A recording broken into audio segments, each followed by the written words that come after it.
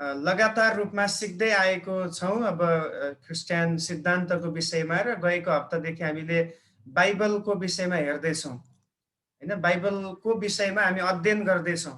Bible के हो अनि यसको लेखाइहरूको विषयमा हामीले हेरेका थियौँ अनि आज पनि हामी त्यसलाई क्रमिक रूपमा लैजानेछौँ। गएको हप्ता हामीले हेरेको यही कुराहरू थियो हैन, परिचयगत कुराहरू। म यसलाई वास्तवहरूको एउटा स्मरणको लागि मात्रै यो कुराहरू तपाईँको अगाडि ल्याउँदैछु। अब यहाँनिर बाइबल भनेको के हो भन्दा हामीले हेरेका थियौँ, पहिलो चाहिँ लिखित वचन हो, हामीले हेरिसकेका थियौँ त्यो कुराहरू। अनि दोस्रो चाहिँ यो परमेश्वरको प्रेरित वचन हो, परमेश्वरको आत्माद्वारा प्रेरणा पाएर मानिसहरूले लेखेको वचनको रूपमा हामीले हेऱ्यौँ। तेस्रो हामीले हेरेका थियौँ परमेश्वरको जीवित वचनको प्रकाश, जसले ख्रीष्ट येशूलाई देखाउँदछ, हामीले त्यो पनि हेरिसक्यौँ।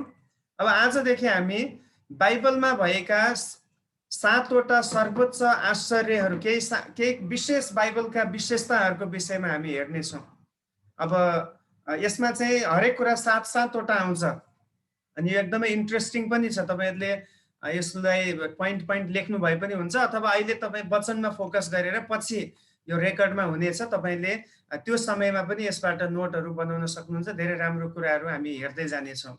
बाइबलमा भएको 7वटा आश्चर्यमय, सर्वोच्च आश्चर्यमय कुराहरू के छ त भन्दा, पहिलो चाहिँ बाइबलको लेखाइको गठन अचम्मको छ। मैले गएको हप्ता पनि यसको व्याख्या गरिसकेको छु। अब हामीले अरू पुस्तकहरू र बाइबलको लेखनको विषयमा हामीले पाएको फरक के छ भन्दाखेरि, बाइबल चाहिँ अब एउटै पुस्तक भए पनि अब भिन्न भिन्न ठाउँमा, फरक फरक भाषामा, फरक फरक पृष्ठभूमिका मानिसहरूले लेख्दा पनि यसमा जुन प्रकारको एउटा एकरूपता छ, जुन एकता यो वचनभित्र हामी देख्छौँ, त्यो नै एउटा अचम्मको कुरा, आश्चर्यको कुरा हो हैन। एउटा पुस्तक एक ठाउँमा लेखियो, अर्को पुस्तक अर्को ठाउँमा र फरक फरक भाषामा लेखियो, तर पनि कुरा चाहिँ जुधेको छैन, एकले अर्कालाई विरोध गर्ने खालको कुराहरू छैन। लेखाइमा एकता हामी देख्दछौँ अनि त्यो एउटा अचम्मको कुरा हो। लेखाइमा भएको अचम्मको कुरा नै एउटा आश्चर्यको कुरा हामी देख्दछौँ। अब कसैले भन्न सक्छ बाइबल त मानिसले नै लेखेको हो, जस्तै अरू पुस्तकहरू लेख्छ, यो पनि मानिसले लेखेको हो, हामीले त्यसलाई स्वीकार गर्नुपर्छ। मानिसको लेखाइ, मानिसको हात चलेको छ, तर मानिसको विचार चाहिँ त्यहाँनिर आएको छैन। यदि मानिसको विचार आएको हो भने चाहिँ के हुने थियो भन्दाखेरि त्यो कुरा टिक्ने थिएन अहिलेसम्म। मानिसको विचार, मानिसको बुद्धि चाहिँ केही वर्षसम्म टिक्न सक्छ, केही वर्षसम्म त्यसले स्थान पाउन सक्छ, तर सधैँको लागि चाहिँ त्यो पुरा रूपमा रहन सक्दैन। त्यो चाहिँ एउटा एकता, मतलब एक भएर स्थिर भएर त्यो मानिसले त्यसलाई स्वीकार गर्न सक्दैनथे। यदि मानिसको मात्रै त्यहाँनिर विचारहरू, मानिसको सिद्धान्त मात्र आएको भएदेखि। जरुर मानिसले हात चलायो, पेन चलाउने मानिस थियो, तर लेख्न लगाउने चाहिँ परमेश्वर हुनुहुन्थ्यो। त्यसकारण यो नै एउटा अचम्मको कुरा हो। यसको लेखाइको गठन नै अचम्मको छ, पहिलो कुरा है, 7वटा आश्चर्य मध्ये। दोस्रो आश्चर्य के छ, यसको एकरूपता अचम्मको छ। अघि मैले भनिसकेँ, यो 66वटा पुस्तकहरूको एउटा पुस्तकालय हो। भनेको अर्थ यो एउटा लाइब्रेरी नै हो। एउटा बाइबल अहिले सानो बनाइएको छ हैन, हामीले हातमा लिएर हिँड्न सक्ने छ। अनि योभन्दा पनि सानो साइजको पनि आउँछ, एकदमै सानो सानो साइज, तर त्यो सानो पुस्तकभित्र 66वटा पुस्तक चाहिँ त्यो भित्र गाभिएको छ। 66वटा पुस्तकहरू चाहिँ यहाँनिर हामी त्यो भित्र मर्ज भएको, त्यहाँनिर गाभिएको हामी देख्दछौँ। अब यो 66वटा पुस्तकहरू भए पनि हामी बाइबलहरू या पुस्तकहरू भन्दैनौँ, यसलाई हामी भन्दाखेरि एउटै पुस्तकको रूपमा लिने गर्छौँ, किनभने यसको लेखक एकजना मात्रै हुनुहुन्छ, जो पवित्र आत्मा हो है। यो चाहिँ यसको जुन एकता छ, एकरूपता छ, यो हुनुको पछाडि चाहिँ पवित्र आत्माको भूमिका भएको कारणले गर्दा यो पनि एउटा आश्चर्यको रूपमा हामी देख्दछौँ। त्यसै गरी तेस्रो, बाइबल यसको उमेर पनि अचम्मको छ। उमेर भनेपछि अब मानिसको बारेमा त होइन, तर बाइबलको उमेरको कुरा गर्दैछु। यो सबैभन्दा प्राचीन पुस्तक हो, लगभग 3500 वर्षभन्दा बढी पुरानो हो यो चाहिँ। अब मैले गएको हप्ता तपाईँलाई बताइसकेँ, मोसा सबैभन्दा पहिलो लेखक थिए। उनले आजभन्दा 3500 वर्ष अगाडि पञ्चपुस्तक लेखे। उत्पत्ति, प्रस्थान, लेवी, गन्ती, व्यवस्था, यो 5वटा पुस्तक उनले लेखेको मानिन्छ। पहिलो लेखक भने अब 3500 वर्ष अगाडिको पुस्तक पृथ्वीमा अरू कुनै पनि छैन प्रिय। पृथ्वीमा चाहिँ अहिलेको जति पनि किताबहरू छ, अब धेरैले भन्ने गर्छ हिन्दू धर्मको ग्रन्थ वेद चाहिँ सबैभन्दा पुरानो हो, तर वास्तवमा त्यसको कुनै इतिहासै छैन। वेदमा पहिलो पुस्तक लेख्ने व्यक्ति को हो भनेर त्यसको कुनै पनि जानकारी हामी पाउँदैनौँ।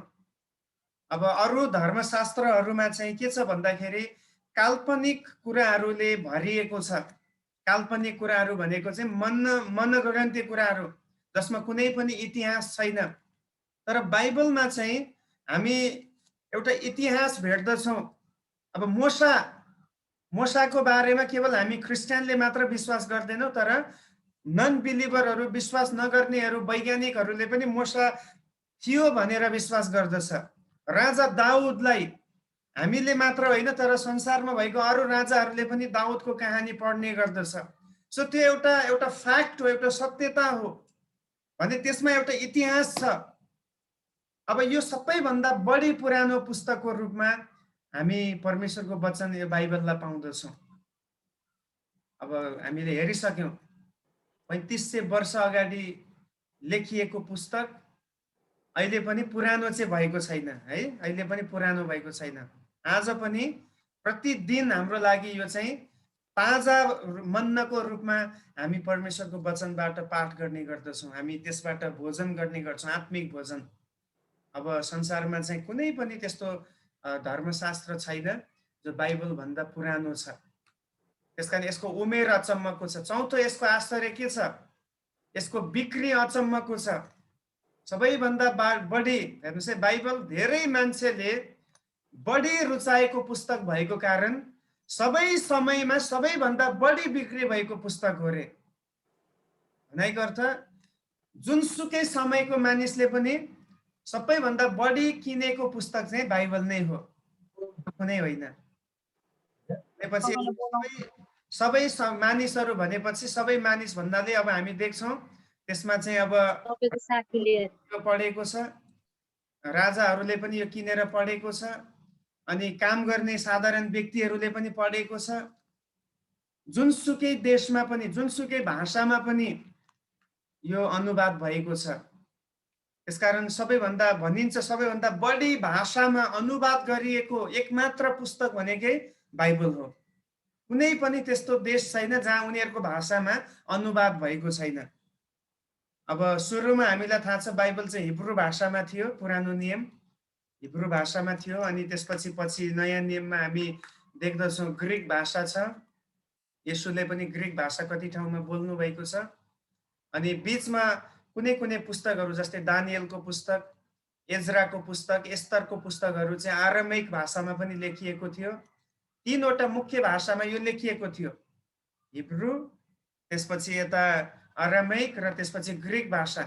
तर अहिले चाहिँ यो चाहिँ सबै मानिसले पढ्न सक्ने गरी उनीहरूको आफ्नै भाषामा, उनीहरूको मदर टङमा पनि भएको छ। अब नेपालमा पनि हेर्नुहोस् कतिवटा जाति छ, अब नेवारहरूको भाषामा पनि बाइबल छ। नेवारहरूले पढ्ने उनीहरूको आफ्नै भाषा छ, नेवारी भाषामा बाइबल अनुवाद भइसकेको छ। अनि त्यसपछि अब अरू कतिवटा तामाङ भाषामा बाइबल छ। पहिला पहिला हामी सुसमाचारको लागि जाँदाखेरि नेपालको गाउँ गाउँमा त्यहाँ कुन चाहिँ मानिसहरूको मतलब समूह बढी बस्छ त्यसलाई हामी हेर्ने गर्थ्यौँ। अब त्यहाँ तामाङहरू छ भने तामाङ भाषामा भएको नयाँ नियमको पुस्तिकाहरू, पर्चाहरू हामी लिएर जाने गर्थ्यौँ। नेवारहरूको बाहुल्यता बढी भएको छ भने चाहिँ नेवारी भाषाको हामी लान्थ्यौँ। अब हामी चाहिँ त्यो पढ्न सक्दैनथ्यौँ, हामी चाहिँ आफूसँग हामीले बुझ्ने नेपाली भाषाको लिने गर्थ्यौँ, तर उनीहरूलाई चाहिँ त्यो भाषाको हामी दिन्थ्यौँ र फलानु फलानु पदबाट तपाईँ पढ्नुहोस् भनेर हामी त्यहाँ उहाँहरूलाई पढ्न लगाउँथ्यौँ। अनि उनीहरूको भाषामा पढ्न पाउँदाखेरि उनीहरू अझै एकदम इन्ट्रेस्ट लिने, ओहो हाम्रो आफ्नै भाषामा रहेछ पढ्नुपर्छ भनेर रुचि राख्ने गर्दथे। सो यो चाहिँ यस कारणले पनि बढी बिक्री भएको छ। कारण चाहिँ एउटा त सबै भाषामा छ, दोस्रो कुरा यो भित्रको जुन सन्देश छ, यो भित्र भएको जुन मेसेजहरू छ, जुन प्रकारको हाम्रो लागि चाहिने नैतिक आत्मिक हर किसिमको सन्देश भित्र छ, त्यो रुचाउने गर्दछ। कसैको माइक तपाईँहरूको है, म्युट गर्नुहोस्। त्यसमा सबैभन्दा एकदमै सबै समूहका मानिसहरूलाई समेटेर चाहिँ उनीहरूलाई पुग्ने, उनीहरूलाई दिन सक्ने मेसेज जो भित्र भएको कारण सबैले यसलाई रुचाउने गर्दछन्। एउटा काम गर्ने नोकरले पनि बाइबल पढ्ने गर्छ, किनभने त्यो भित्र एकदमै गहकिलो मेसेज छ। अनि दोस्रो चाहिँ राजाहरूले, महाराजाहरूले पनि यसलाई पढ्ने गर्दछन्, मन्त्री प्रधानमन्त्रीहरूले पनि पढ्ने गर्दछ, किनभने यो भित्र गहकिलो सन्देशहरू हामी पाउँदछौँ। हरेक तहका मानिसहरूको लागि यो भित्र सन्देश भएको कारणले सबैले यसलाई किनेर पढ्ने गर्दछन्। त्यसमा सबैभन्दा बढी बिक्री भएको पुस्तक। अचम्मको कुरा है। पाँचौं कुरा, यसको चाखलाग्दोपन अचम्मको छ। चाखलाग्दोपन, बाइबल मात्र एउटा पुस्तक, यस्तो पुस्तक हो जो सबै श्रेणी र उमेरका मानिसहरूले पढ्छन्, जसमा धर्मी पनि पढ्छ, पापी पनि पढ्छन्, राजा पनि पढ्छन्, भिखारी पनि पढ्छन्, धनी गरिब, बलियो दुर्बल, सबैको लागि चाखलाग्दो सन्देश यो भित्र छ। सबैलाई चाहिने सन्देश हो। पहिलो त मुक्तिको सन्देश, उद्धारको सन्देश, जो चाहिँ राजालाई पनि चाहियो, भिखारीलाई पनि चाहियो, धनीलाई पनि चाहियो, गरिबलाई पनि चाहियो, धर्मी भनेर सोच्नेहरूलाई पनि उद्धारको खाँचो छ, पापी भनेर आफूलाई हाय भनेर जिउनेहरूलाई पनि उद्धारको खाँचो छ। सबैको लागि एउटा ब्यालेन्स टिचिङ दिने पुस्तक हो, परमेश्वरको वचन हो बाइबल। यसले कसैलाई पनि छुट्याउँदैन, यसले कसैलाई पनि नजिक, कसैलाई टाढाको गर्दैन। सबै जातिहरूलाई समानताको व्यवहार या समान पक्षमा सन्देश दिएको छ बाइबलले। सबैलाई एउटै छानामुनि ल्याउने काम बाइबलले गरेको छ। अनि मानिसहरूलाई जहिले पनि एकतामा रहनको निम्ति यसले शिक्षा दिएको छ। जुनसुकै देशमा पनि, चाहे क्रिस्चियन देश होस्, चाहे एकदमै क्रिस्चियन बाइबललाई विरोध गर्ने देश भए पनि, बाइबल भित्रको प्रिन्सिपललाई चाहिँ धेरैले फलो गरेको हामी देख्दछौँ। जस्तै उदाहरणको लागि, हप्तामा एक दिन छुट्टी गर्ने नियम हामी देख्दछौँ। त्यो कहाँबाट सुरु भएको हो? त्यो बाइबलबाट सुरु भएको हो।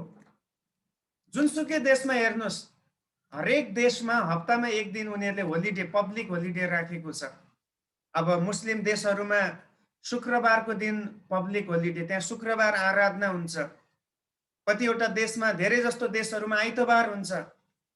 अनि नेपालमा, अब इजरायल देशमा चाहिँ शनिबार हुने गर्छ। अरू कतिवटा देशहरूमा, एउटा मकाउ भन्ने देश छ युरोपमा, त्यो देशमा चाहिँ बिहीबारको दिनमा आराधना हुने कुरा हामी त्यहाँ देख्दछौँ। भने अब जुनसुकै देश होस्, विश्वास गर्ने देश भए पनि नगर्ने देश भए पनि, हरेक देशमा के हुने गर्छ? हप्ताको एक दिन छुट्टी। अब त्यो नियम, त्यो प्रिन्सिपल उनीहरूले कहाँबाट लियो भन्दाखेरि त्यो पनि बाइबलबाट हो।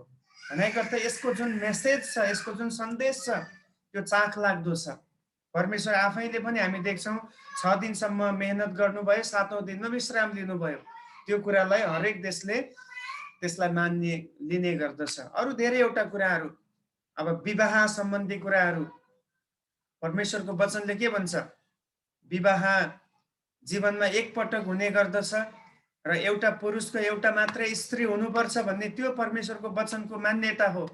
जुनसुकै देशले पनि त्यसलाई मान्यता दिएको छ। मतलब अब मुस्लिम देशहरूमा चाहिँ अब हामी देख्छौँ उनीहरूले अब तलाक तलाक तलाक भनेर 3 चोटि भनिसकेपछि अर्कोसँग बिहा गर्ने नियम छ। तर एकै पटक दुईजनालाई सँगै बिहा गरेर राख्ने नियम चाहिँ कुनै पनि देशमा छैन कानुनिक रूपमा। अब त्यो मान्छेहरूले गर्छ, त्यो चाहिँ अब लुकी छिपी गर्छ, पछि त्यसलाई आधिकारिक रूपमा उनीहरूले मान्यता दिनको लागि धेरै कोसिस गर्छ।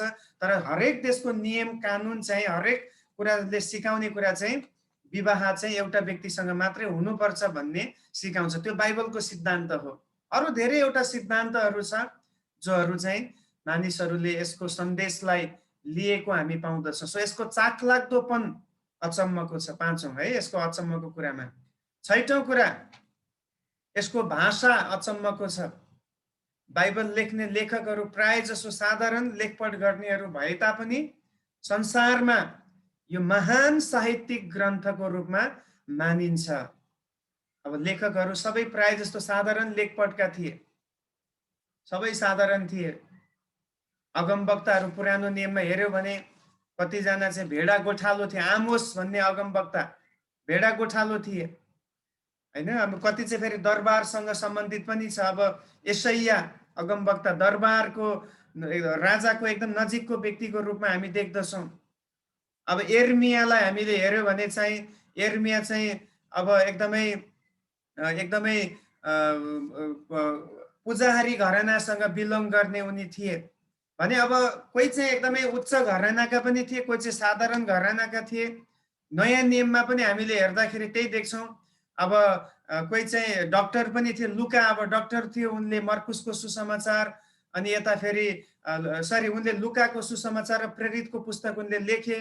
अब यता फेरि पत्रुस माछा मार्ने व्यक्ति थिए, उनले पत्रुसको पत्रहरू लेखेका छन् हैन। कोही चाहिँ उच्च घरानाका थिए, कोही साधारण लेखपढ गर्ने थिए। उनीहरूले पनि लेखेको यो पुस्तकहरू आज एकदमै महान साहित्यिक रूपमा यसलाई लिने गरिन्छ। मतलब कसैले पनि बाइबलको सन्देशलाई चाहिँ बाइबलभित्र लेखिएको कुराहरूलाई चाहिँ यो चाहिँ एकदम कमसल कुरा छ, एकदमै नराम्रो छ भनेर कसैले पनि भन्दा विरोध गर्नेहरूको कुरा छुट्टै हो। विरोध गर्नेले त विरोध गर्छ नै, अब हरेक किसिमका खोटहरू लगाउने गर्छ। तर मानिसहरूले जेनरली चाहिँ कोही पनि मानिसले बाइबलभित्रको सन्देशलाई, यहाँको कन्टेन्टलाई कसैले पनि यसलाई चाहिँ साधारण रूपमा लिँदैन। यो चाहिँ एकदमै महान साहित्यको रूपमा उनीहरूले लिने गर्दछ। सो यो पनि एउटा अचम्मको कुरा हो, अचम्मको कुरा। मान्छेहरू हेर्नुहोस् त, बाइबल पढ्नको लागि, वचन पढ्नको लागि वर्षौँ उनीहरूले बाइबल कलेजहरूमा, सेमिनारीहरूमा उनीहरू जान्छन्, पढ्छन्, सिक्छन्। बिटिएस गर्नु पर्यो, 4 वर्ष लाग्छ। त्यसपछि एमडिप गर्नु पर्यो, अर्को 3 वर्ष थप्नु पर्यो। अनि अन्तिममा हुँदा फेरि पिएचडीसम्म पुग्दाखेरि सिस्टमेटिकल्ली पढ्दै गयो भने 10 वर्षभन्दा माथि लाग्छ पिएचडी गर्नको लागि। अनि बिटिएचमा चाहिँ के हुन्छ भन्दाखेरि अब बिटिएच गर्दा चाहिँ पुरा बाइबल नै हामी पढ्ने गर्छौँ। बिटिएच भन्दा माथि गइसकेपछि पुरा बाइबल नै पढ्न पाउँदैन, एउटा विषयमा केन्द्रित हुन्छ। अनि जति माथि गर्दै गयो पिएचडी गर्दाखेरि, डक्टरेट गर्दाखेरि चाहिँ एउटा विषय छान्नुपर्छ, के विषयमा पिएचडी गर्ने। अब एउटा जस्तै उदाहरणको लागि येशू ख्रीष्टको जीवनीमा पिएचडी गर्ने अब गर्यो भने उसले त्यो विषयमा मात्रै फोकस गर्नुपर्ने हुन्छ। भनाइकर्ता मत्ती, मर्कुस, लुका, यूहन्ना 4वटा सुसमाचारमा हामी ख्रीष्टको जीवनी देख्छौँ। त्यसमा फोकस गरेर उनीहरूले पढाइ गर्ने गर्छ भने अब अरू त कति विषय छ, हजारौं लाखौं विषयहरू छ जसमा मान्छेहरूले पिएचडी गर्ने गर्छन्। काठमाडौँमा एकजना सर हुनुहुन्थ्यो, डाक्टर रमेश खत्री भन्ने।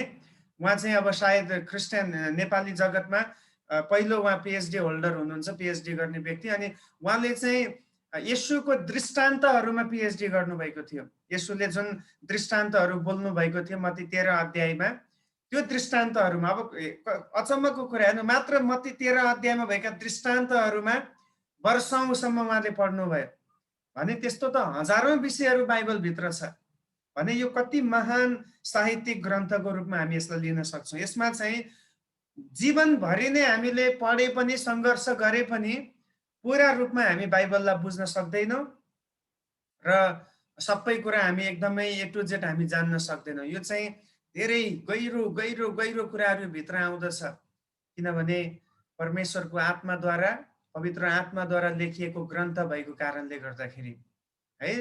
भाषा अचम्मको छ। अनि सातौँमा यसको संरक्षण अचम्मको छ। बाइबललाई समय समयमा विरोधीहरूले घृणा गरेका छन्। राजाहरू र सरकारहरूले जलाउने र खारेज गर्ने लाखौं कोसिस गरेका छन्, तापनि परमेश्वरले आफ्नो वचनलाई हाम्रो निम्ति संरक्षण गर्नुभएको कारण हरेक घरमा पाइन्छ। आमेन। समय समयमा मानिसहरूले यसलाई खत्तम गर्ने कोसिस गरे।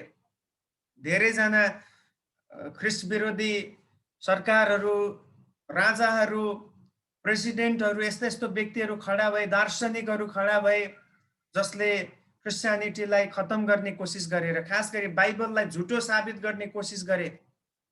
तर आज पनि हेर्नुहोस्, ती झुटो साबित गर्नेहरू कसैको पनि नाउँ छैन। तर परमेश्वरको वचन आज पनि हरेक घरमा पढिन्छ। आमेन। सबैको लागि आशिष पुर्याउने माध्यम बनेको छ। हरेकको जीवनलाई रूपान्तरण गर्ने, परिवर्तन गर्ने एउटा अचम्मको कुरा परमेश्वरको वचन छ। त्यसकारण कसैले पनि यसलाई के गर्न सकेन, खतम गर्न सकेन, खारेज गर्न सकेन। सो यसलाई यसको संरक्षण नै यो एउटा आफैमा अचम्मको कुरा हो। किन धेरै व्यक्तिहरूले धेरै शक्ति लगाएर, धेरै कोसिस गरेर बाइबललाई चाहिँ हटाउनको निम्ति, इतिहासबाट हटाउनको निम्ति कोसिस गरिएको छ। अनि सुरुको समयमा जब हामी देख्छौँ, रोमन क्याथोलिकको समयमा चाहिँ के थियो भन्दाखेरि, जुन बेला प्रोटेस्टेन्ट मुभमेन्ट सुरु भएको थिएन, त्यो बेलामा फेरि एउटै मात्र भाषामा बाइबल छापिन पाइन्थ्यो। त्यो चाहिँ ल्याटिन भाषामा। ल्याटिन भाषा भन्नाले रोमीहरूले बोल्ने, रोमन पिपलहरूले बोल्ने भाषा ल्याटिन भाषा थियो। अब ल्याटिन भाषा सबैले पढ्न पनि पाउँदैन थियो। यो त्यो बेलामा चाहिँ एकदमै महँगो भाषा, एउटा एकदम इस्टाब्लिस भएको भाषा थियो। जस्तै अहिले अङ्ग्रेजी भनिन्छ, त्योभन्दा पनि अझै चलेको भाषा ल्याटिन भाषा थियो। तर सबैले त्यो भाषा पढ्न नपाउने, बुझ्न नपाउने। अनि बाइबल चाहिँ केवल यही भाषामा मात्रै थियो। त्यसले गर्दाखेरि अब त्यहाँको फादरहरूले, प्रिस्टहरूले जे सिकायो त्यो कुरा मात्रै मान्छेले सुन्नुपर्ने। उनीहरूले आफ्नो भाषामा केही पनि बुझ्न, सुन्न, पढ्न नपाउने थियो। बाइबल नै अरूले पढ्न पाउँदैन थियो, केवल प्रिस्टहरूले मात्रै पढ्न पाउँथे। त्यो ल्याटिन भाषामा मात्रै थियो। अरू देशका मान्छेले बाइबल पढ्नै पाउँदैन थियो। अनि एक किसिमले यो एउटा शैतानिक काम थियो। त्यहाँनिर परमेश्वरको इच्छा थियो कि सबै मानिसले आफ्नै भाषामा वचन पढेर परमेश्वरसँगको सम्बन्धमा बढुन्। तर मान्छेहरूले हेर्नुहोस्, एकदम इभन क्रिस्चियनिटी भित्र पनि यस्तो एउटा नियम आएको थियो, प्रचलन आएको थियो कि बाइबललाई अर्को भाषामा अनुवाद गर्न दिएको थिएन। कतिजनाले कोसिस गरे, अरू भाषामा अनुवाद गर्ने कोसिस गरे, उनीहरूलाई फाँसीको सजाय दियो। प्रिस्टहरूले, क्याथोलिक प्रिस्टहरूले नै उनीहरूलाई मार्न खोजेको छ। पछि मार्टिन लुथरले विरोध गर्यो। उनले 95वटा बुँदा लेख्यो। किन उनले त ल्याटिन भाषामा बाइबल पढ्यो। बाइबल पढिसकेपछि उसले बुझ्यो कि वास्तवमा जुन कुराहरू प्रिस्टले सिकाउँदैछ त्यो त केही पनि बाइबलमा छैन। उनले 3-4वटा कुरालाई फोकस गरे मार्टिन लुथरले। त्यो बेलाको सबै कुरालाई समेटेर 4वटा कुरा उनले भन्ने। पहिलो चाहिँ विश्वास मात्रै, कर्म होइन। रोमन क्याथोलिकहरूको शिक्षा, प्रिस्टको शिक्षा के थियो भन्दाखेरि, काम गरेर हामीले मुक्ति कमाउनु पर्छ, पाप क्षमा पाउनलाई चिट्ठा किन्नुपर्छ भन्ने नियम थियो। तर मार्टिन लुथरले भने विश्वास मात्रै, काम होइन। दोस्रो उनले भने धर्मशास्त्र मात्रै। उनले धर्मशास्त्रलाई फोकस गरे, वचनलाई फोकस गरे। जबकि अरू रोमन क्याथोलिक प्रिस्टहरूले बाइबल पढ्नै दिँदैन थियो अरूलाई, विश्वासीहरूलाई, विश्वास गर्ने कसैलाई बाइबल पढ्न दिँदैन थियो। उनले भने धर्मशास्त्र मात्रै। तेस्रो उनले भने अनुग्रह मात्रै। प्रभुको अनुग्रह हाम्रो लागि खाँचो छ।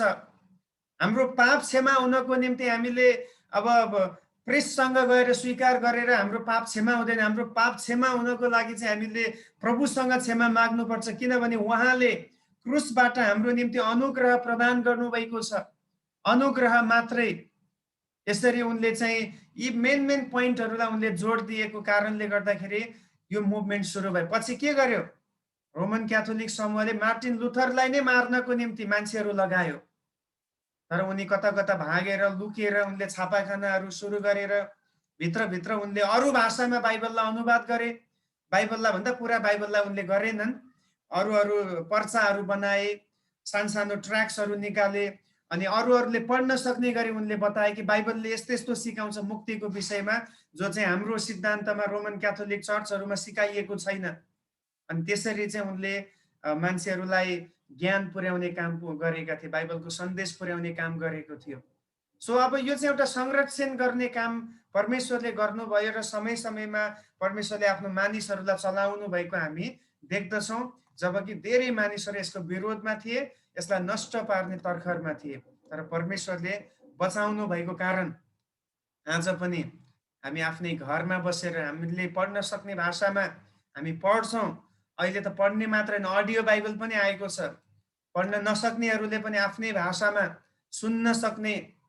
अनि अहिले चाहिँ तपाईँको अब जो लाटाहरू हुन्छन्, बोल्न नसक्ने अथवा दृष्टिविहीनहरू हुन्छन्, उनीहरूले छामेर दृष्टिविहीनहरूले पनि छामेर पढ्ने भाषामा पनि बाइबलहरू ल्याइएको छ। उनीहरूलाई फोकस गरेर पनि परमेश्वरको वचन तयार गरिँदैछ। सो एउटा अचम्मको कुरा हो, कति आशिषित कुरा हो हैन? यो चाहिँ परमेश्वरले गर्नुभएको संरक्षणको कुरा, यो पनि एउटा अचम्म हो। अझै अगाडि बढ्छौँ है त। बाइबललाई बुझाउन प्रयोग गरिएका 7 वटा प्रतीकहरू पनि हामी देख्दछौँ। बाइबललाई बुझाउनको निम्ति त्यसको निम्ति चलाइएका उपमाहरू हामी देख्दछौँ, त्यो पनि 7 वटा छ। म 7 वटा कुरालाई फोकस गर्दैछु। पहिलो चाहिँ बाइबललाई बुझाउनको निम्ति चलाएको शब्द के छ भन्दाखेरि तरबारको रूपमा चलाइएको छ।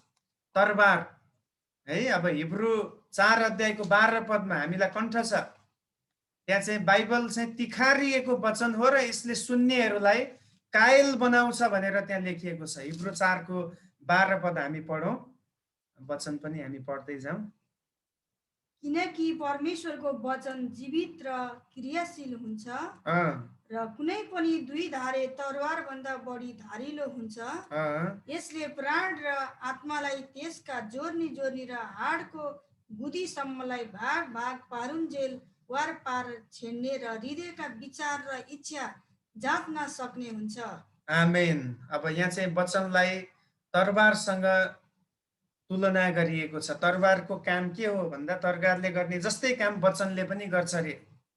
यसले छेड्ने, घोच्ने अनि त्यसपछि वार पार गर्ने कुराहरू। तर एउटा फरक के छ भन्दाखेरि संसारमा भएको तरबार चाहिँ तरबारमा एकतिर मात्रै धार हुन्छ हैन, शत्रुहरूलाई मात्रै त्यसले काट्छ। तर परमेश्वरको वचनमा चाहिँ दुईतिरै धार छ रे, डबल एज भन्छ हैन, दुईतिरै, मतलब अगाडि पनि यता पछाडि पनि धार भएको भनाइको अर्थ अब सुन्नेलाई पनि र बोल्नेलाई पनि यसले चाहिँ काम गरिरहेको हुन्छ। त्यसकारण वचनलाई तरबारसँग तुलना गरिएको छ। 7 वटा प्रतीकहरूमा एउटा प्रतीक हो तरबार। दोस्रो, यसलाई घनसँग तुलना गरिएको छ। घन। बाइबल शक्तिशाली छ जसले सुन्नेहरूको प्रतिरोधलाई तोड्दछ।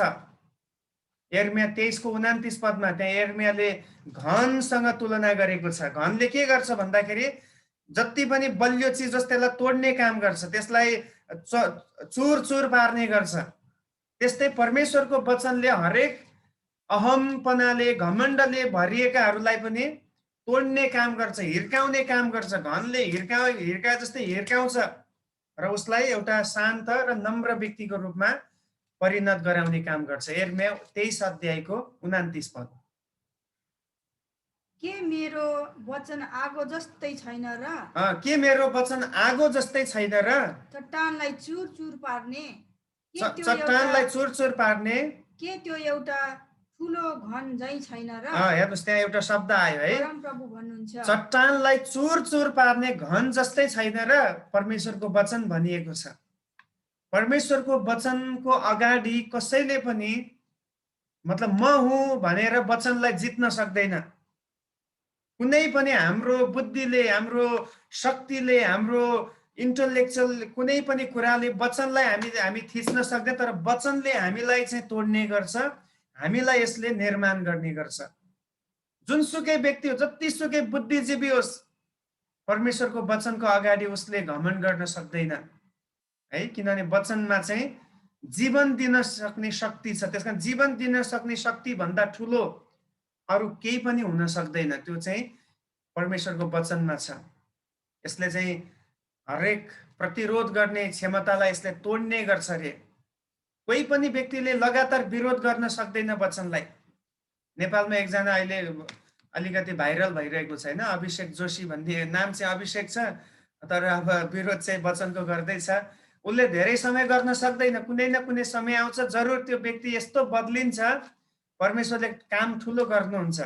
किन ऊ त च्यालेन्ज गर्दैछ वचनलाई हैन, उसले पास्टरको विरोध गरेको होइन, उसले चाहिँ विश्वासीको भन्दा पनि उसले बाइबललाई नै विरोध गर्दैछ। बाइबल नै झुटो, यहाँ लेखेको कुराहरू चाहिँ छाडा कुराहरू छ, विभिन्न मतलब एउटा एउटा घटनालाई मात्र पढेर त्यसलाई मात्रै जोड दिएर उसले चाहिँ बाइबललाई नै च्यालेन्ज गर्दैछ भने अब यसोले एक ठाउँमा भन्नुभयो पाउललाई साउललाई चट्टानलाई लात हान्दाखेरि तिमीलाई नै दुख्छ चट्टानलाई केही पनि हुँदैन सो वचन त जमानादेखि 3500 वर्षदेखि नै यो त टिकाउ छ यसलाई कसैले पनि यसलाई मुकाबिला गर्न सकेको छैन कसैले यसलाई च्यालेन्ज गर्न सकेको छैन भने तिमीले कसरी सक्छौ सो हामी चाहिँ त्यो अभिषेक जोशीको लागि प्रार्थना गर्छौँ प्रभु तपाईले उसको आँखालाई खोलिदिनु भएको छ किनभने तपाईको वचनको विरोधमा कोही पनि लामो समय टिक्न सक्दैन खडा हुन सक्दैन हामी त्यो प्रार्थना गर्छौँ परमेश्वरले उहाँको वचनको विरोध गर्नेहरूलाई प्रतिरोध गर्नेहरूलाई तोड्नुहुन्छ किन वचनले भन्छ ठुलो घन जस्तै छ जसले चट्टानलाई चुर पार्ने जस्तै छ रे वचन है दोस्रो घनसँग तुलना गरी तेस्रो बिउसँग तुलना गरिएको छ बिउ बाइबल सुन्नेहरूलाई वचन सुन्नेहरूलाई पुनर्जीवन दिने बिउ जस्तै जीवित वचन हो जसले वचन सुन्छ जसले परमेश्वरको वचनलाई सुनेर पालन गर्छ त्यसको लागि चाहिँ जीवन दिने बिउ जस्तै हो बिउ जब हामी माटोमा गाड्दछौँ गाडिसकेपछि त्यो केही समयको लागि मर्छ त्यसको अस्तित्व मेटिन्छ तर त्यो मर्नु नै फेरि नयाँ जीवन पाउनु हो यदि गहुँ चाहिँ माटोमा परेर मरेन भने फेरि त्यो उम्रिन सक्दैन उम्रिनको लागि के गर्नु पर्यो मर्नु पर्यो त्यसै गरी हाम्रो जीवनमा पनि हामीले नयाँ जीवन कसरी पायौं हाम्रो पुरानो जीवनलाई हामीले मार्यौं त्यो मार्ने कसरी परमेश्वरको वचन हामी भित्र आयो अघि हामीले भने जस्तै तरबार जस्तै हामीलाई घोच्यो यसले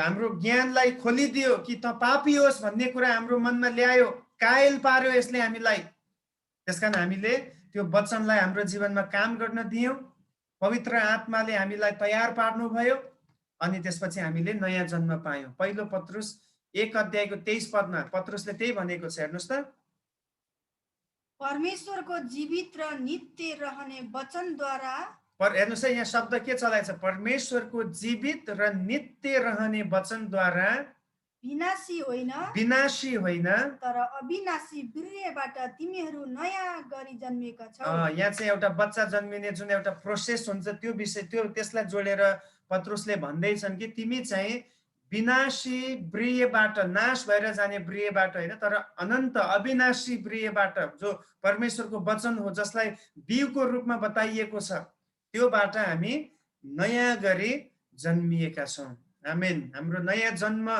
भएको चाहिँ परमेश्वरको वचन नै हो येशूले योहन्ना 3 अध्यायमा निकोदेमसलाई के भन्नुहुन्छ कोही आत्मा र वचनद्वारा जन्मिएन भने त्यसले नयाँ जन्म देख्न नै सक्ने छैन अब हाम्रो नयाँ जन्म हुनको लागि पवित्र आत्माको काम हामीमा हुनुपर्छ र वचन हामी भित्र आउनुपर्छ वचन आयो भने पवित्र आत्माले काम गर्नुहुन्छ र हामीलाई नयाँ जन्मतर्फ उहाँले अगुवाई गर्नुहुन्छ जुन दिन हामीले प्रभुलाई मुक्तिदाता भनेर स्वीकार गर्यौं जुन दिन हामीले आफ्नो पापलाई उहाँको अगाडि मानिलियौं म पापी हुँ मलाई एकजना मुक्तिदाताको खाँचो छ भनेर हामीले त्यो कुरालाई स्वीकार गर्यौं त्यो दिन हामी आत्मामा नयाँ गरी जन्म्यौं त्यसकारणले वचनले नै त्यो काम गरेको छ किनभने यो चाहिँ बिउको रूपमा छ बिउ पनि उम्रिनको लागि जमिनमा पर्नुपर्छ अनि त्यो मरेपछि त्यो नयाँ भएर नयाँ पालुवा हाल्छ टुसा हुन्छ टुसा भएपछि फेरि बिस्तारै फक्रिँदै जान्छ पछि त्यसले अब हाँगाहरू हाल्न थाल्छ फल फलाउन थाल्छ त्यस्तै हाम्रो जीवनमा पनि बिउ आयो अनि त्यसले हामीलाई नयाँ जन्मतर्फ लिएर गयो तेस्रो चाहिँ बिउसँग तुलना गरे चौथो ऐनासँग तुलना गरिएको छ वचनलाई ऐनासँग बाइबल विश्वास गर्न सकिने वचन हो जसले एक व्यक्तिको भित्री मनुष्यत्वलाई प्रकट गर्दछ भित्री मनुष्यत्वलाई प्रकट गर्छ याकुबको पत्र 1 अध्यायको 23 देखि 25 पदमा याकुबले त्यही भन्छ त्यहाँनिर हैन यसले चाहिँ हाम्रो भित्री अवस्था कस्तो छ भनेर हाम्रो अगाडि प्रकट गर्ने काम गर्दछ पढौं हामी याकुब 1 को 23 देखि 25 कुनै मानिसले वचन सुन्छ तर पालना गर्दैन भने त्यो एउटा यस्तो मानिस जस्तो हुन्छ जसले आफ्नो अनुहार ऐनामा हेर्छ, किनकि त्यसले आफैलाई हेर्छ र गइहाल्छ र त्यो आफै कस्तो थियो त्यो तुरुन्तै बिर्सिहाल्छ। तर त्यो मानिस जसले स्वतन्त्र दिने शुद्ध व्यवस्थालाई हेर्दछ र त्यसमा लागिरहन्छ अनि सुनेर बिर्सिहाल्ने होइन तर काम गर्ने पनि हुन्छ, त्यसले चाहिँ आफूले गरेको काममा आशिष पाउनेछ। आमेन आमेन। यहाँनिर याकुबले भनेको कुरा हामी सबैले धेरैचोटि पढेको कुरा हो। यहाँ चाहिँ एउटा व्यक्तिले वचन सुनेर त्यसलाई पालना गर्दैन भने चाहिँ ऐनामा हेरे जस्तै हो अरे। अब ऐनामा हेरिन्जेल मात्रै हामीलाई थाहा हुन्छ कि म कस्तो छु, त्यसपछि हामी भुलिहाल्छौँ। त्यस कारण बार बार हामी ऐना हेर्नुपर्छ। त्यस्तै आत्मिक जीवनमा पनि हामीले हाम्रो आत्मिक अवस्थालाई बुझ्नको निम्ति मेरो भित्री मनुष्यत्व कस्तो छ भनेर त्यसलाई निहाल्नको निम्ति हामी दिनहुँ परमेश्वरको वचनलाई हामी हेर्ने गर्छौँ, अध्ययन गर्छौँ, मनन गर्छौँ, ताकि हामी आफैलाई चिन्न सकौँ, हाम्रो भित्री अवस्थालाई बुझ्न सकौँ। यसले हामीलाई रिभिल गर्छ, हाम्रो भित्री अवस्थालाई प्रकट गर्ने गर्दछ वचनले, किनभने यो चाहिँ आत्मिक दर्पण ऐनाको रूपमा हामी पाउँदछौँ। चौथो कुरा ऐनासँग तुलना गरियो। पाँचौँ कुरा आगोसँग तुलना गरिएको छ वचनलाई। अघि हामीले यिर्मयाकै पुस्तकमा पढ्यौँ 23:29, 20:9 यी दुईवटा पदहरूमा हामीले हेर्यो भने चाहिँ वचन चाहिँ आगो जस्तै हामी भित्र आउँछ भनेर बताइएको छ। बाइबल एउटा जल्दो वचन हो, जल्दो बल्दो वचन हो, जसले सुन्नेहरूमा भएको फोहोर मैलालाई डढाउँछ। यिर्मया 20:9 पद पढौँ। तर म उहाँको चर्चा गर्ने छैन, म फेरि कहिल्यै उहाँको नाउँमा बोल्ने छैन भनी यदि म भन्छु भने उहाँको वचन मेरो हृदयमा जलिरहेको र मेरा हड्डीहरूमा थुनिराखेको आगो जस्तै हुन्छ। हेर्नुहोस्, यिर्मयाले यो अनुभव गर्दैछन् अनि त्यसलाई भित्र रोकिराख्दा म थकित हुन्छु, साँच्चै म त्यो थाम्नै सक्दिनँ। आमेन। यिर्मया एउटा यस्तो अगमवक्ता थिए जो वचन नबोली बस्नै सक्दैन थिए है। अनि उनले भन्छन् कि यदि मैले त्यसलाई रोकेर राखेँ भने त्यो एकदमै विस्फोट जस्तै हुन्छ अरे। कतिचोटि त्यस्तो फिल हुन्छ, मलाई पनि त्यस्तो फिल हुन्छ। वचन प्रचार गर्न कुनै बेला मौका मिलेन या पाएन भने कस्तो लाग्छ, ओहो परमेश्वर बोल्नु भएको छ वचनबाट, भित्र उकुस मुकुस हुँदैछ, त्यसलाई कति बेला बोलौँ भन्ने त्यस्तो एउटा भित्र एक प्रकारको जोस भनौँ, एक प्रकारको भित्र एकदमै उत्तेजना हुने गर्दछ वचन बोल्नको निम्ति। भने यिर्मयाले त्यही कुरा भन्दैछ, परमेश्वरको वचन चाहिँ आगो जस्तै दन्किन्छ अरे हामी भित्र। अनि त्यो हामीमा हुनु पनि पर्छ, त्यो एउटा वचन प्रतिको जोस हामीमा हुनु खाँचो छ। जति हामीले वचन पढ्यौँ, जति हामी प्रभुको आवाज सुन्छौँ प्रभुको वचनबाट, त्यति हामीलाई त्यो आगो जस्तै हामीलाई यसलाई प्रकट गर्नुपर्छ, यसलाई बाहिर निकाल्नुपर्छ भन्ने हामीलाई लाग्ने गर्दछ होइन। त्यसकारण त्यसको लागि चाहिँ हामीले धेरै समय वचनमा समय बिताउनु पर्छ। अनि जसलाई पनि तपाईँ भेट्नुहुन्छ वचनबाट तपाईँ कुरा गर्न थाल्नुहुन्छ, जोसँग पनि हाम्रो कुराकानी हुन्छ, हामी परमेश्वरको, किन वचन भित्र वचन छ, भित्र त्यो बोल बोल भनेर वचन आउन थाल्छ, त्यसपछि हामी त्यसलाई रोकेर राख्नै सक्दैनौँ। त्यस कारण यो चाहिँ एउटा आगो जस्तै हाम्रो जीवनमा उथल पुथल गर्ने गरी आउँछ अनि त्यसलाई हामीले बाहिर प्रकट गर्नुपर्छ भन्ने कुरा। अब 23:29 अघि पढिसक्यो, त्यो फेरि नपढ्यो। त्यहाँ चाहिँ उहाँको वचन आगो जस्तै छैन र भनेको छ। अब आगोले गर्ने काम के हो? जब हामी वचन बोल्छौँ यसले जरुर काम गर्छ। यसले गर्ने काम भनेको चाहिँ फोहोर मैलालाई, अशुद्धपनालाई यसले नष्ट गर्छ, तर अर्कोतिर फेरि शुद्ध व्यक्तिहरूलाई अझ शुद्धतातिर यसले जानको निम्ति प्रेरणा दिन्छ। अनि हरेक वचनमा, चाहे हामी सन्डेको दिन वचन सुनौँ या हामी अहिले क्लास गर्दैछौँ वचनबाट गर्दैछौँ, या हामी आफै पनि वचन पढौँ, जेसुकै गरौँ, यसले गर्ने काम यही हो हाम्रो जीवनमा। हामी भित्र भएको अशुद्धपनाबाट हामीलाई पश्चाताप गर्न यसले लगाउँछ अनि अझ हामीलाई परिपक्वतातिर, अझ पवित्रतातिर, अझै सुन जस्तै टल्काइएको जस्तै हुनलाई वचनले हामीलाई शुद्ध पार्दै जाने काम पनि गर्दछ। सो आगोको भूमिका हामी देख्छौँ। पाँचौँ चाहिँ वचनलाई आगोसँग तुलना गरिएको छ। छैठौँ कुरा बत्तीसँग तुलना गरिएको छ। बत्ती भजन सङ्ग्रह 119 को 105 मा हामीलाई कन्ठे भएको पद हो हैन। बाइबल दिनदिनै अन्धकारमय बाटोमा हिँड्न हामीलाई ज्योति दिने काम गर्दछ। अब यो संसारलाई बाइबलले अन्धकार भनेर घोषणा गरेको छ हैन, तुलना गरेको छ। संसारको जीवन, संसारको यात्रा चाहिँ अन्धकारमय यात्रा हो, किनभने यहाँ चाहिँ पाप छ, अधर्म छ, शैतानिक कामहरू छ। शैतानले यस संसारलाई बिटुलो बनाएको छ भने यही संसारमा हामी हिँड्दाखेरि हामीलाई यो अन्धकारमय घाटीबाट हिँड्दाखेरि हामीलाई ज्योति दिने काम वचनले गर्छ। यो पदलाई पढौँ, 119 को 105 कण्ठस्थ पद हो। तपाईका वचन मेरा गोडाका निम्ति बत्ती, तपाईको वचन मेरो गोडाको निम्ति बत्ती र मेरो बाटोको निम्ति उज्यालो हो। र मेरो बाटोको निम्ति उज्यालो हो। भनेपछि बत्तीको काम के हो? उज्यालो दिने काम। हाम्रो गोडाको निम्ति बत्ती, त्यो बत्ती केमा केको लागि? बाटोमा हिँड्नको लागि। सो बाइबल पढ्ने व्यक्तिको हिँडाइ, उसको चाल, उसको विचार, उसको काम, उसको सोचाइ, उसको बोली वचन सबै किन असल हुने गर्छ? किनभने यसले हामीलाई ज्योति देखाउँदैछ। बाइबल पढ्ने व्यक्ति गलत काममा लागिरहन सक्दैन या लाग्न पाउँदैन, किनभने ज्योति र अन्धकारको एकसाथ मिलन हुनै सक्दैन। त्यसकारण एकजना प्रभुको दासले, डीएल मोडी भन्ने दासले यसरी भन्छन्, एउटा व्यक्तिले या त बाइबल मात्रै पढ्न सक्छ या त पाप अन्धकारलाई मात्रै रोज्न सक्छ, दुईटा सँगसँगै लिएर जान सक्दैन। कि चाहिँ बाइबल पढ्ने व्यक्तिले अन्धकारलाई छोडेको हुन्छ र ऊ चाहिँ ज्योतितर्फ बढ्दै गरेको हुन्छ, भनौँ परमेश्वरमा ऊ बलियो हुँदै गएको हुन्छ, या चाहिँ पापमा लागिरहेको व्यक्ति छ भने उसले बाइबललाई पढ्न छोड्दछ। दुईटा सँगसँगै जान सक्दैन। त्यही हो, किनभने यो ज्योति हो, यो त बत्तीको काम गर्छ यसले। अब उज्यालो र अँध्यारोको एकअर्कासँग के सरोकार भनेर पावलले 2 कोरिन्थी 6 अध्यायतिर भनेका छन्। सो आज हामीले पनि आफूलाई दाँच्नु पर्ने या हामीले आफूलाई जाँच्नु पर्ने कुरा चाहिँ, म दिनहुँ वचन पढ्छु, यसले मेरो जीवनमा कतिको प्रभाव पार्दैछ, म कतिको अन्धकारमा ज्योतिलाई चम्काउन सफल भएको छु, या मेरो सङ्गति अझै पनि अन्धकारमै छ या अन्धकारका मानिसहरूसँगै छ।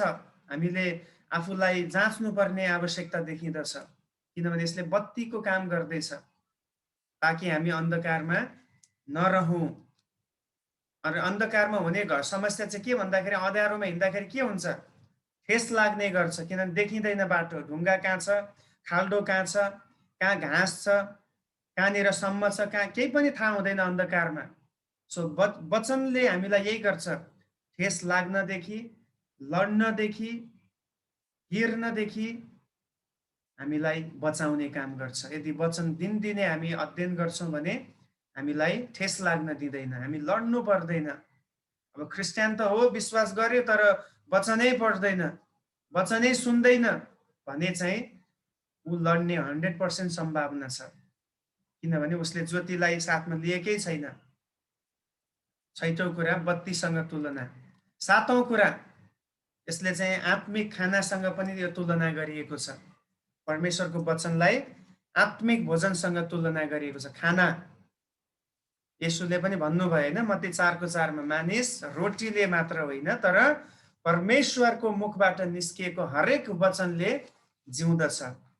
बाइबल आत्मालाई खुवाउने पोषण भएको आत्मिक खाना हो, जसबाट हामी दिनहुँ आत्मिक जीवनमा बलियो हुँदै जान्छौँ हैन। हाम्रो दुईटा जीवन छ त्यसो भएदेखि, एउटा शरीरको जीवन छ, अर्को आत्मिक जीवन छ। गएको सन्डे पास्टर अब्राहम जङले भन्नुभयो हैन, हामीलाई आत्मिक भोजनले मात्र पुग्दैन, शारीरिक भोजन पनि चाहिन्छ। सही कुरा हो, किनभने दुईटा जीवनमा हामी छौँ, एउटा शरीरमा पनि हामीले जिउनु पर्यो, आत्मामा पनि जिउनु पर्यो। अब शरीरमा जिउनको लागि हामी 3 टाइम खान्छौँ, कहिले कहिले 2 टाइम होला, कहिले कहिले 3 टाइम, कहिले 4 टाइम पनि हुनस्, तर आत्माको भोजनको लागि आत्मिक खुराक हामीले कति हामीले खाँदैछौँ। अनि आत्मिक खुराक चाहिँ अब 2 किसिमले बाइबलले भन्छ। एउटा चाहिँ दूधको रूपमा पनि बताएको छ बाइबललाई, वचनलाई। अब सुरुमा हामी विश्वास गर्ने व्यक्तिहरूलाई अब हामी धेरै जस्तो भजन सङ्ग्रहबाट मात्रै हामी पढ्न रुचाउँछौँ, अनि त्यसपछि नयाँ नियममा येशूले गर्नुभएको चङ्गाई पार्नुभएका कुरा, अनि रोटी खुवाउनु भएको कुरा, निको पार्नुभएका आश्चर्य कर्म गर्नुभएको कुरा मात्रै हामी पढ्न रुचाउँछौँ सुरुमा चर्च आउँदाखेरि, होइन, नयाँ नयाँ हुँदाखेरि। तर अब त्यतिमै मात्र हामी सीमित भयो भने फेरि परिपक्व हुन सक्दैनौँ। अब चाहिँ हामीले अझै गहिरो गहिरो कुराहरू सिक्नु पर्यो। अझ हामीले सेवकाईको विषयमा हामीले मूल्य चुकाउने कुराहरू सिक्दै जानु पर्यो। अनि त्यो चाहिँ अब सुसमाचारमा मात्र पढेर सिकिँदैन, त्यसको लागि फेरि प्रेरितको पुस्तक पढ्नु पर्यो। कसरी प्रभुको दासहरूले कष्ट भोगे, कसरी उनीहरू सुसमाचारको निम्ति प्रताडित भए, कसरी उनीहरू चाहिँ मृत्युसम्मै उनीहरू आज्ञाकारी भए भन्ने कुराहरू हामी प्रेरितको पुस्तकहरूमा देख्छौँ। अनि फेरि पत्रहरूमा, अब पावलको पत्रहरू, पत्रुसको पत्रहरूमा, याकुबको पत्रमा, यूहन्नाका पत्रहरूमा हामीले पढ्दै जाँदाखेरि अझ हामी बुझ्दै जान्छौँ, ओहो क्रिस्चियन भनेको त यस्तो हुनुपर्ने रहेछ, क्रिस्चियन सेवकाई त यो रहेछ, क्रिस्चियन जीवन यो रहेछ। हामी बलियो हुनको लागि, आत्मिक जीवनलाई बलियो बनाउनको निम्ति त्यहाँबाट भरपुर पोषणयुक्त खाना हामी पत्रहरूबाट पाउँछौँ। जसलाई सधैँ भजन सङ्ग्रह मात्रै पढ्न मन लाग्छ, भजन सङ्ग्रहबाट मात्रै सुन्न मन लाग्छ, त्यहाँको अनि येशूको आश्चर्य कर्म मात्र हेर्न मन लाग्छ, ऊ चाहिँ परिपक्व भोजन खाँदै छैन। त्यो चाहिँ दुध हो। त्यो चाहिँ सुसमाचारमा भएका कुराहरू चाहिँ हामीलाई सुरुमा प्रभुमा आउनको निम्ति दिएका कुराहरू हुन्। तर प्रभुमा आइसकेपछि अब हामी कस्तो हुनुपर्ने त्यो चाहिँ हामीले पत्रहरूमा पाउँछौँ, जो चाहिँ एकदमै सलिड फुड हामी पाउँछौँ। हिब्रूको पत्रमा लेखकले त्यही भनेको छ, अहिलेसम्म तिमीहरू त परिपक्व भइसक्नु पर्ने थियो आत्मिक जीवनमा, विश्वासको क्षेत्रमा, तर पनि अहिले पनि तिमीहरूलाई चाहिँ साधारण कुराहरू सिकाउनु पर्दैछ। अब त्यो समयमा हिब्रूको लेखक त थाहा छैन, धेरैले पावल भन्छ, तर हामीलाई थाहा छैन को हो। जुन समूह थियो त्यो समूह चाहिँ विश्वास गरेको धेरै वर्ष भयो। हिब्रूको पत्र लेखिँदा लगभग 70 एडीतिर लेखियो।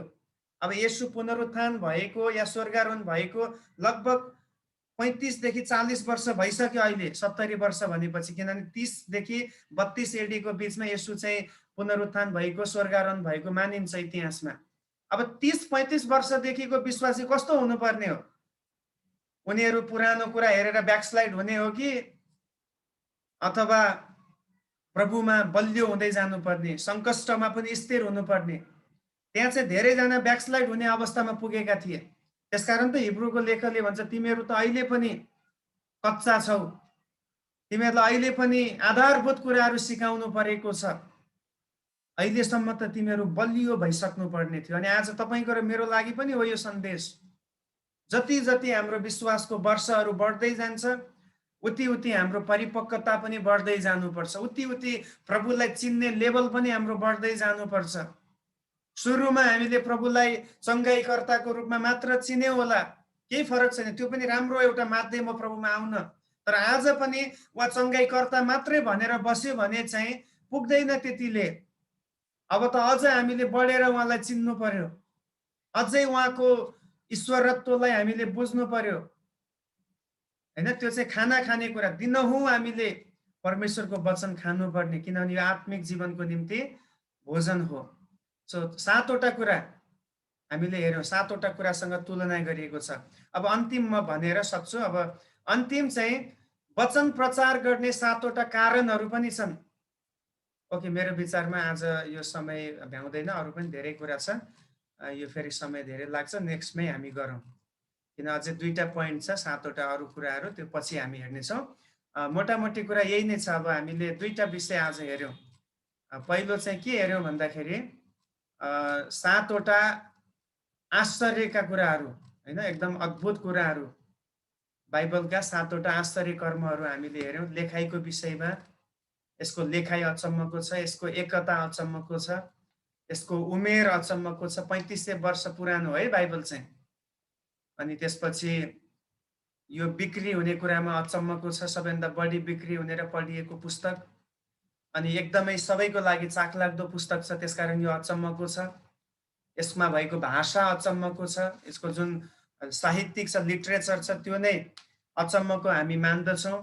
यसको संरक्षण अचम्मको छ, किनभने मानिसहरूले धेरै यसलाई नाश गर्न खोजे तापनि अहिलेसम्म यो सुरक्षित छ। त्यो पनि एउटा वन्डरमै हामी लिन्छौँ, अचम्मको कुरा लिन्छौँ। अनि त्यसपछि हामीले हेऱ्यौँ 7 वटा प्रतीकहरू जो बाइबललाई बुझाउनको निम्ति चलाइएका उपमाहरू हो। पहिलो चाहिँ तरबारको रूपमा, दोस्रो घनको रूपमा, तेस्रो चाहिँ बिउको रूपमा, जीवन दिने बिउ, चौथो ऐनाको रूपमा हाम्रो भित्री मनुष्यत्वलाई प्रकट गर्ने कुरा, पाँचौं आगोको रूपमा शुद्धिकरण गर्ने कुरा, अनि छैटौं बत्तीको रूपमा अन्धकारमा हामी सफासँग देख्न सकौँ भनेर, र सातौं चाहिँ आत्मिक खानाको रूपमा हामी देख्दछौँ। अनि आउनुहोस् आज साँझको समयमा यति आश्चर्यपूर्ण वचन जो तपाईँले र मैले प्रभुबाट पाएका छौँ, हामी किन उहाँलाई धन्यवाद नदिने? किन वचन नभएको भएदेखि हामी प्रभुलाई चिन्न सक्ने थिएनौँ र परमेश्वरलाई अझै हामीले नजिकबाट बुझ्न सक्ने, परमेश्वरमा बढ्न सक्ने हाम्रो लागि प्रावधान हुने थिएन। त्यसकारण आज हामीले एकदमै धन्यवाद दिनुपर्छ। हामीले आफ्नै भाषामा, आफूले बोक्न सक्ने साइजमा, अनि विभिन्न अडियोको माध्यमबाट, भिडियोको माध्यमबाट, अनि लिपिको माध्यमबाट हामीसँग परमेश्वरले आफ्नो वचन विभिन्न माध्यमद्वारा पुर्याउनु भएको छ। यी सबै कुराको लागि हामीले प्रभुलाई धन्यवाद चढाउँ र यही प्रार्थना गरौँ, प्रभु मलाई दिनदिनै तपाईँको गहिरो वचनको अर्थ मलाई सिकाउनुहोस् भनेर हामी आफैलाई समर्पण गरौँ। परमेश्वरले निश्चय नै हामीलाई उहाँको वचनको ज्ञान दिनुहुनेछ। लुका 24 अध्यायको अन्तिम पदमा हेऱ्यो भने त्यहाँ लेखिएको छ, येशूले आफ्नो चेलाहरूको निम्ति प्रार्थना गरिदिनु भयो अनि भन्नुभयो, त्यहाँ चाहिँ उनीहरूको समझलाई उहाँले खोलिदिनु भयो ताकि धर्मशास्त्रको ज्ञान उनीहरूले बुझ्न सकुन्।